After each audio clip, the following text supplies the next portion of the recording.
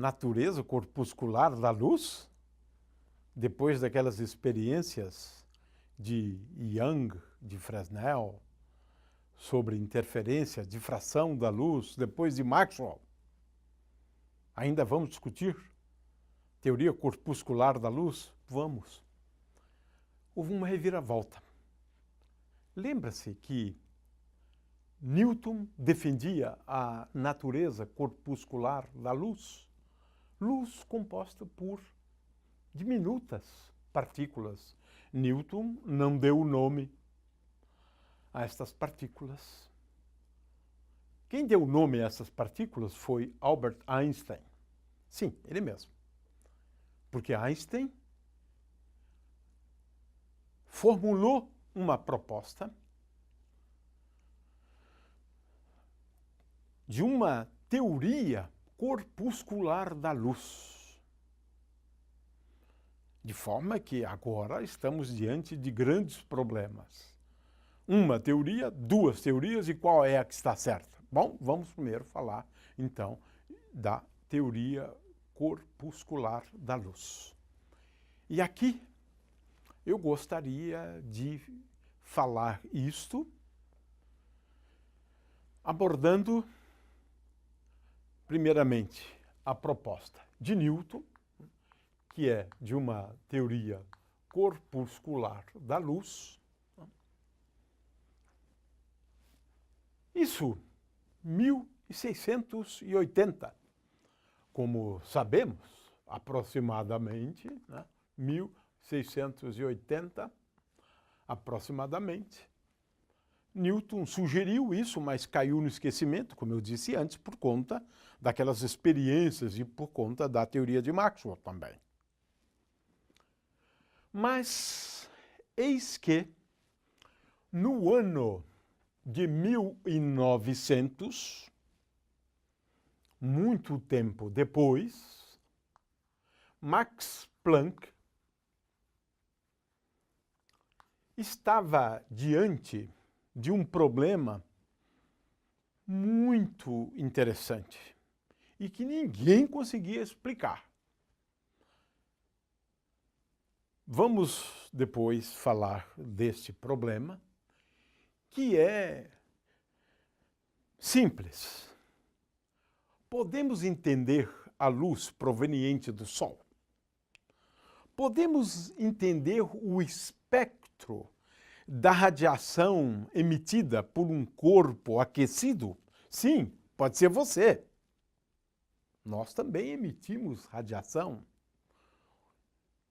A visão noturna, aquela com equipamentos especiais, só é possível porque você, a uma temperatura de 37 graus centígrados, emite radiação. Nós emitimos radiação, porque estamos aquecidos. É um problema que aparentemente é simples, mas não é. Não é. Para explicar o espectro da radiação emitida por um corpo a uma certa temperatura, conhecido como radiação do corpo negro, é o nome deste problema, um indivíduo de nome Planck, e ficou famosíssimo. Prêmio Nobel, por exemplo, assegurado, mas ele inaugurou uma nova era na física, a física quântica. Claro que Planck não se deu conta da relevância do que ele estava fazendo do ponto de vista de uma revolução. Ele queria apenas explicar um fenômeno.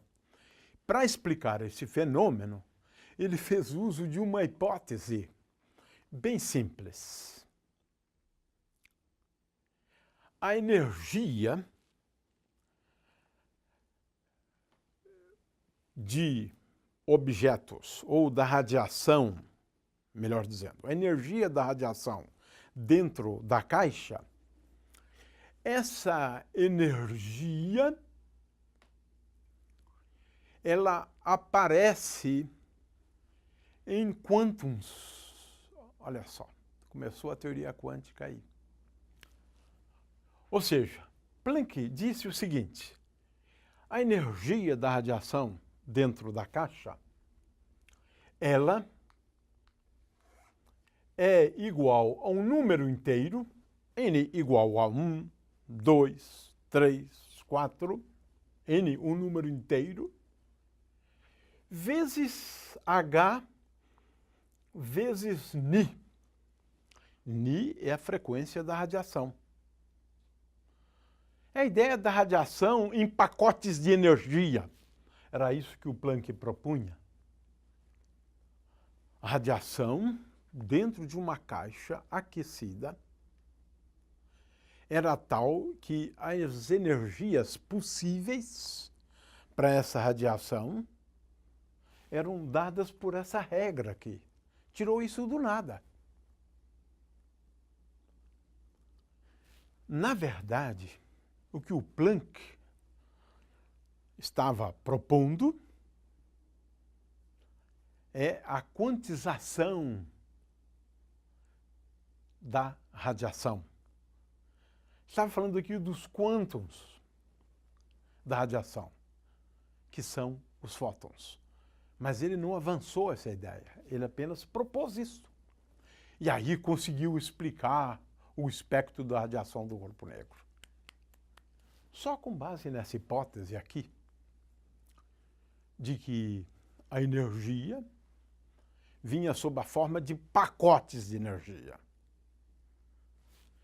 Ni é a frequência e H é uma constante que depois ficou famosíssima, conhecido como constante de Planck. É uma das constantes mais fundamentais da natureza, 6,63 vezes 10 a menos 34 joules vezes segundo. Né? Joules vezes segundo. É uma constante fundamental da física. Mas aqui nós temos a origem da teoria quântica e da famosa constante de Planck para explicar isto. Né? O espectro da intensidade da radiação eletromagnética emitido por objetos aquecidos.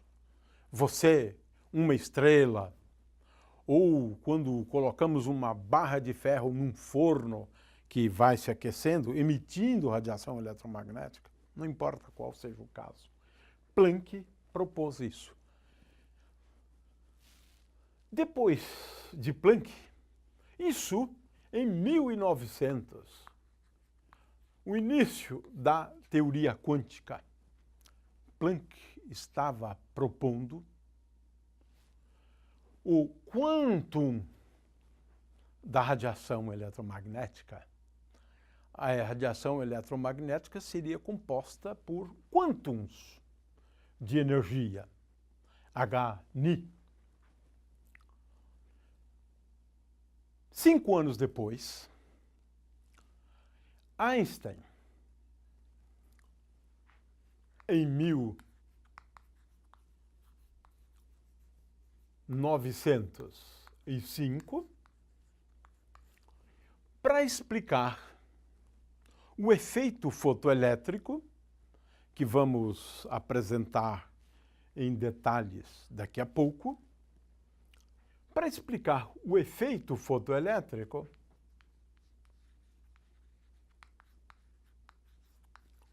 um efeito muito interessante que a teoria clássica não explica de jeito nenhum. Né? Para explicar o efeito fotoelétrico, Einstein voltou à ideia de Newton. A luz, de acordo com Einstein, né, tem uma natureza, propôs Einstein, natureza corpuscular, ou seja, você não consegue ver, né, porque essa é uma outra questão, mas o fato é que a luz é composta por diminutas partículas. Olha só, agora estamos aqui com a ideia de que a luz é composta por partículas que se movimentam a uma velocidade muito alta, são os fótons, né? A velocidade da luz. A velocidade da luz. Aqui temos então uma outra teoria. A luz composta por partículas, né? Essas partículas recebem o nome de fótons. Fótons. Einstein deu esse nome, né? E, em seguida, ele propôs que estas partículas são dotadas de uma energia, de tal maneira que a energia de um fóton, estou falando da energia de um fóton, é igual a H vezes Ni. Quem é H? Bom, H está aqui. É aquela constante proposta por Planck. É essa constante aqui. Veja só que coisa curiosa. Existe alguma coisa de semelhante nessas duas propostas. É verdade, é verdade. Aqui nós temos o início da teoria quântica da radiação. Essa teoria aqui proposta por Einstein vai mais longe, porque explica qual é o quantum da radiação. O quantum da radiação recebe o nome de fóton. Fóton é uma partícula. A luz seria, ou é, composta por partículas conhecidas como fótons. A energia dos fótons, numa radiação eletromagnética de frequência Ni, é igual a H vezes Ni. E essa, então, foi a proposta revolucionária de Einstein. Mas, depois dessa proposta de Einstein, nós tivemos ainda uma outra surpresa conhecida como espalhamento Compton, né? No que consiste isso? Isso em 1929. Né? No que consiste isto? De novo, você tem aqui radiação eletromagnética. Na verdade, ele interpreta isto aqui como sendo colisões de partículas. Radiação eletromagnética. Aqui você tem um elétron. Essa radiação eletromagnética tem uma frequência e incide sobre um elétron. Esse elétron sai numa determinada direção. Esta luz segue numa outra direção, mas com um comprimento de onda diferente, ou com uma frequência diferente. Né? De forma que o problema aqui consiste em explicar a diferença de frequências em função desse ângulo θ aqui. Né? Compton explicou isso utilizando a teoria de Einstein. Qual é a teoria de Einstein? Estamos falando aqui de bolinhas de bilhar. Eu tenho um fóton, agora estou falando de um fóton com uma energia igual a H vezes Ni, colide com um próton, estamos falando de bolas de bilhar, o próton sai nessa direção e o fóton, sendo uma outra partícula, sai numa outra direção. Ora, Compton ganhou o prêmio Nobel por conta da explicação e hoje sabemos que, de fato, a gente pode entender a interação entre um fóton com um elétron, como se fora uma colisão entre este fóton com um elétron, resultando da colisão um outro fóton saindo numa outra direção e o elétron saindo numa outra direção. Ou seja, temos aqui um processo de colisão de duas partículas, um próton colidindo com um fóton, produzindo um fóton e um elétron, ou um próton. Aí pode ser qualquer partícula. No caso, fóton colidindo com um elétron, resultando num fóton com energia diferente, momento diferente, e um elétron com energia e momento diferentes. O fato é que nós temos aqui uma sequência de propostas que consolidaram a ideia de que a luz exibe uma natureza corpuscular.